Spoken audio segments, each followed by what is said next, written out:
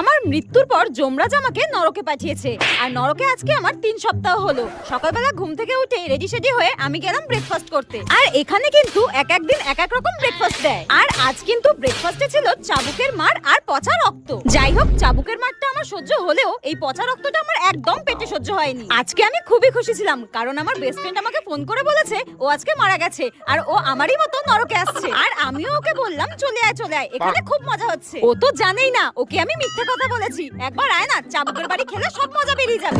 আর যেতে যেতে হঠাৎ আমার রিমঝিমের সঙ্গে দেখা। ওর আজকে শাস্তি শেষ হয়ে যাচ্ছে, আর ও আমাকে বলল টাটা, আমি নরক থেকে বিদায় নিচ্ছি। পরের জন্মে আমাকে যমরাজ বলেছে কুকুর বানাবে। আর আমি বললাম কেন, তোকে কুকুর বানাবে কেন, মানুষ বানাবে না? তখন রিমঝিম বলল না না, আমি আর মানুষ হতে চাই না। মানুষের জীবন অনেক কষ্টের, এর থেকে কুকুর হয়ে জন্মানোই ভালো। ঘুমাও, খাওয়া দাও আর পাহারা দাও, আমার তো খুব মজা হচ্ছে, টাটা। তারপর আমি দেখলাম যমরাজ আমার জন্য ফুটন্ত তেল রেখেছে আর আমাকে গরম তেলে